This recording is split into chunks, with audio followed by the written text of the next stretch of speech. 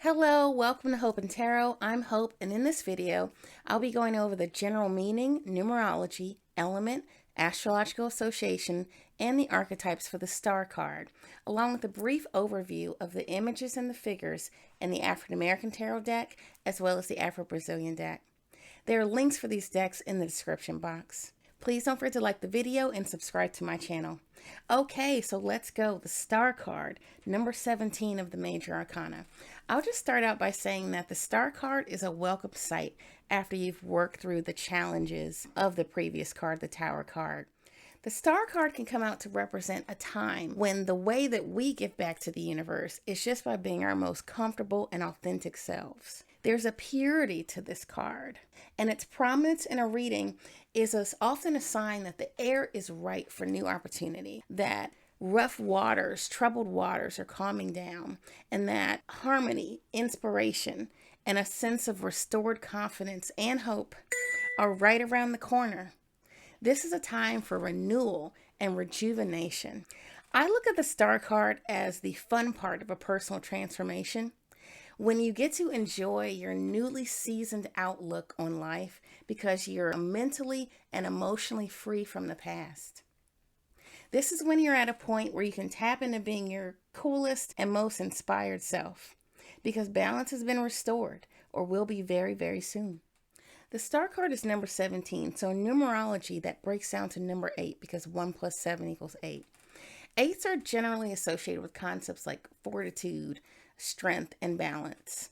And the star card, I would say, could be considered to be the more spiritually enlightened vibration of the number 8. So we're emphasizing concepts like generosity, good karma, rewards, longevity, and the vision of the number 8. The star card is most commonly associated with the astrological sign of Aquarius, the water bearer. And healthy Aquarians are terrific at communicating ideas because they have a knack for objectively collecting and organizing the thoughts and emotions of others. That's why some of them make great hosts and hostesses. Much like the star card imagery in the Rider-Waite-Smith deck, Aquarians play the role of renewing and refreshing the water that replenishes and cleanses us all. It's important to understand that, like Aquarius, the star card is an air card. So it's very much about ideas, big ideas, influence, and ways of thinking and communicating. So by itself with the star card, we're talking about having natural luck or a lucky disposition that will lead to actual awards and rewards later, which is why it's sometimes called the wish card. If this card comes out to describe a person, it could be highlighting a genuine, content, spiritually generous individual, whether that's you or someone else in your life. Similarly, it could be describing someone who is literally a star of their own universe, someone whose time it is to shine, who's finally getting their wish or their moment. It could also describe someone who has a type of spirit that gives and receives in a pure manner. In general, though, it's indicating to you that you're going in the right direction for yourself and for the environment. If the star card comes out as advice for you, it's encouraging you to tap into those same qualities, especially if you feel like the star part of you is underdeveloped or has been a little dormant lately. In the African American Tarot deck over here, there's an interesting take on the star card. It's depicted as Akush, which is what the Ateso people of Uganda and Kenya call their god, their omnipotent god.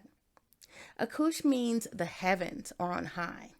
And while Kush is traditionally depicted as a male by the Ateso, in this card it's drawn as a female form, I assume to match up with the feminine energy of the star card in this deck. As you can see, she's standing on the edge of a cliff, reaching out to the clouds in the heavens, calling upon the rain. Other hand pointed down to the bottom, reminds me very much of the magician. So definitely emphasis on the personal power aspect of this card. She's essentially connecting the earth to the sky. All those stars represent different wishes that could potentially come true when a new attitude meets new opportunity. In the Afro-Brazilian deck over here, the star card is depicted as Oshun. We previously encountered Oshun depicted on the Empress card in the African American Tarot deck. Oshun is the Orisha of rivers and water sources and is often adorned in yellow or gold.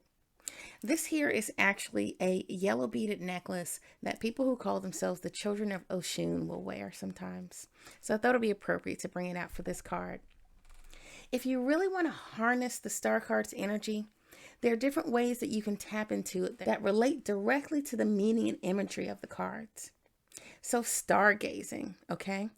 Being a star in your community. That could mean getting involved in volunteerism, joining a local community theater, or pampering yourself like Oshun is doing in this card here. And pampering yourself could mean taking a warm herbal bath, going to a spa, really wherever and however you best feed your inner star. Because when you have this card's energy prominent in your life, the best way for you to nourish your landscape and the people around you is to nourish yourself. So the guardian angel that's assigned to Aquarians, which is the astrological association for the star card, is the angel Gabriel, or Cambiel as he's called in some religions. And we'll see Gabriel figured more prominently with the judgment card number 21.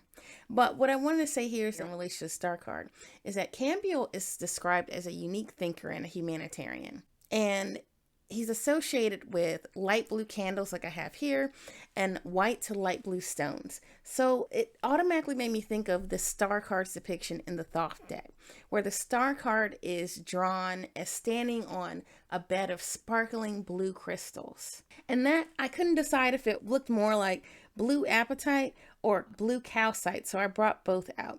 So here along the bottom I have 3 blue apatite stones, and these are associated with manifesting your dreams, spiritual attunement, energizing your body, creativity, inspiration, things like that. Lined up along the side here, I have the 3 blue calcite, and blue calcite is used a lot in chakra balancing exercises, in large part because it's believed to keep mental states clear, heal old wounds, and sustain positive energy patterns. One more important thing about the star card. It often comes out after long periods of difficulty, like we were saying with that previous card, the Tower card. So if you see this card and you're not really feeling the inspirational, excited part because you still need a moment to shed a tear or to deal with something in the past, go ahead and take that moment so that you can really take this in. You need to give yourself the space to release that, but only briefly, because blessings are coming and you do not want to miss them. In conclusion, the star card's prominent in your reading, or if you feel especially drawn to the star card, it's an indicator that it's time to have faith in your plans and your dreams, that they can materialize. It's also an indication to forgive and let go. Forgiveness is truly a saving grace. Know that you have the green light and that you are fine exactly the way you are. And as the common cliche goes, the sky is the limit. Keep pressing on. You can have what you want, be what you want. All right, so that is all for the star card today. Thank you for subscribing. Thank you for liking the video. It lets me know that you like the content and that you want more.